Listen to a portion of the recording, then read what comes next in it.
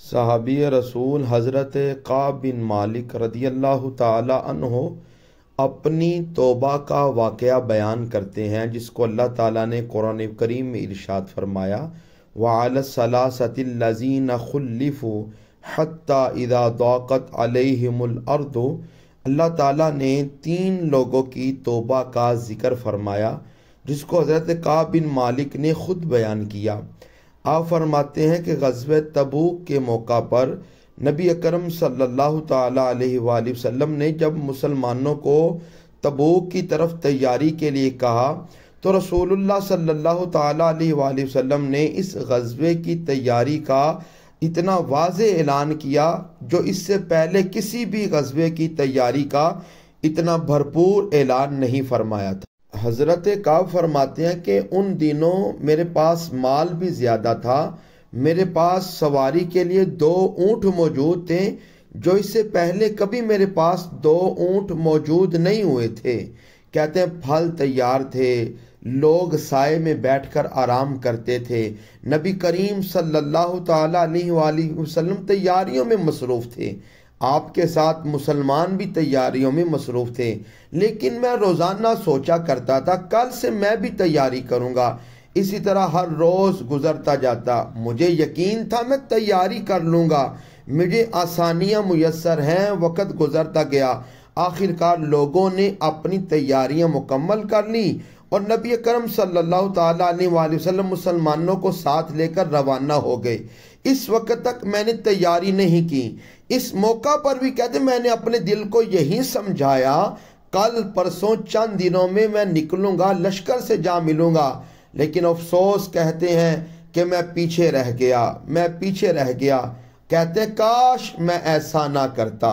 نبی اکرم صلی اللہ تعالی علیہ وآلہ وسلم کے تشریف لے جانے کے بعد کہتے ہیں مجھے بڑا رنج ہوا، اور جب میں مدینہ شریف میں لوگوں کو دیکھتا، مجھے مدینے میں یا تو صرف منافق لوگ نظر آتے یا وہ لوگ جو معذور اور کمزور تھے، بیمار تھے۔ نبی اکرم صلی اللہ تعالی علیہ وآلہ وسلم نے میرے بارے میں کسی سے نہ پوچھا، لیکن جب آپ تبوک پہنچ گئے تو وہیں ایک مجلس میں آپ نے دریافت فرمایا کہ کعب نے کیا کیا؟ تو کہتے ہیں ایک صاحب نے کہا یا رسول اللہ اس کے غرور نے اسے آنے نہیں دیا۔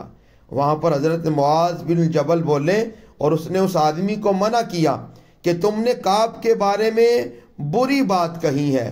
کہتے ہیں نبی اکرم صلی اللہ تعالی علیہ وآلہ وسلم خاموش رہے۔ حضرت کعب فرماتے ہیں کہ جب مجھے معلوم ہوا کہ رسول اللہ واپس تشریف لا رہے ہیں تو اب مجھ پر فکر سوار ہوئی، اور میں نے ذہن میں کہا کہ میں کوئی جھوٹا بہانہ تلاش کرنے لگا کہ جس سے میں کل نبی اکرم صلی اللہ تعالی علیہ وآلہ وسلم کی ناراضگی سے بچ سکوں۔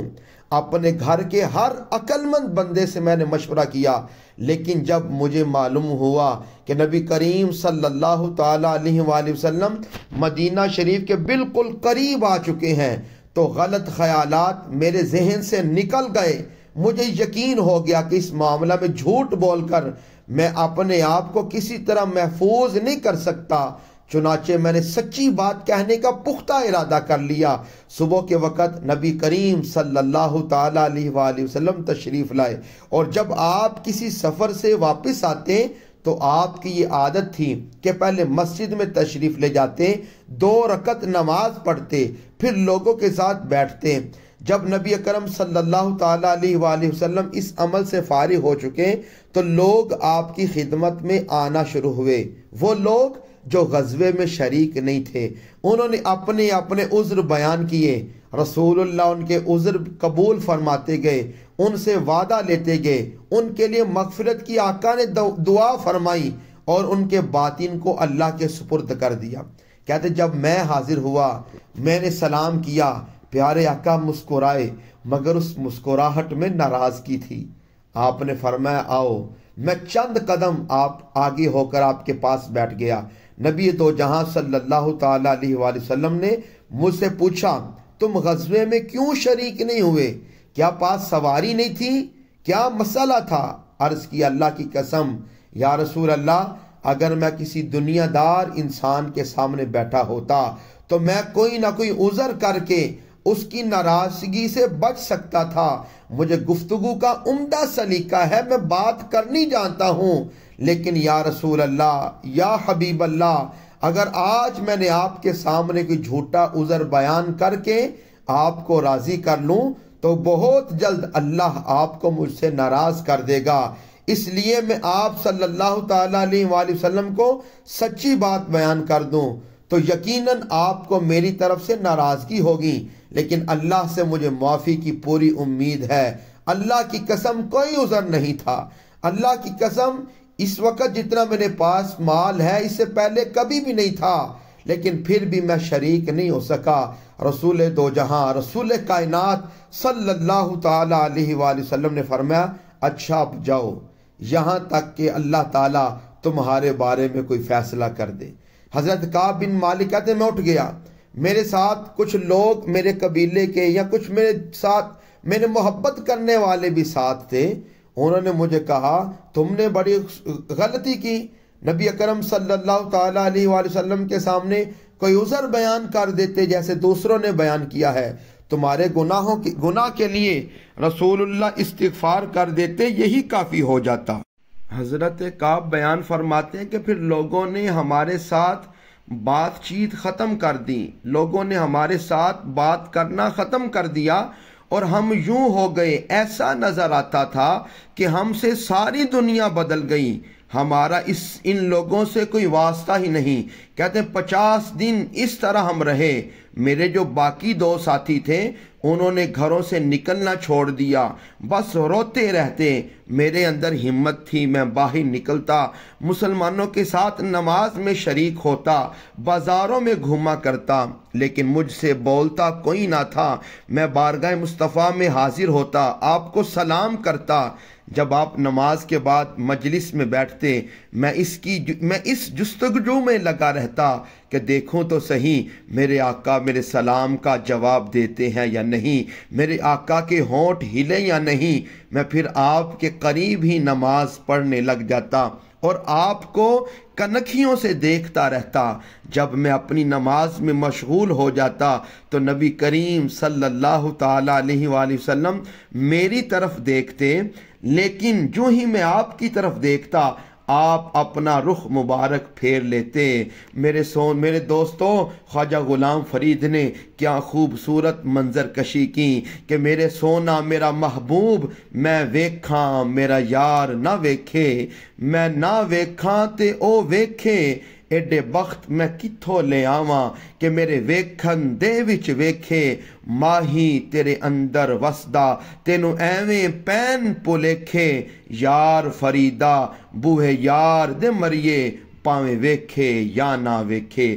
حضرت کعب فرماتے ہیں کہ رسول اللہ کو جب میں دیکھتا رسول اللہ اپنا رخ انور وہ موڑ لیتے، کہتے 50 دن گزر گئے، زمین ہم پر تنگ ہو گئی۔ کہتے ایک اور بڑی قیامت ٹوٹ گئی کہ جب شام سے ایک آدمی آیا جو غسان کے بادشاہ کا خط لے کے آیا اور جس میں اس نے لکھا تھا کہ سنا ہے تمہارے صاحب تمہارے نبی تم سے زیادتی کرنے لگے، اللہ تعالیٰ نے تمہیں کوئی ذلیل نہیں پیدا کیا، تمہارا حق کہ تمہارا حق ضائع کیا جائے، تم ہمارے پاس واپس آ جاؤ، تم ہمارے پاس آ جاؤ۔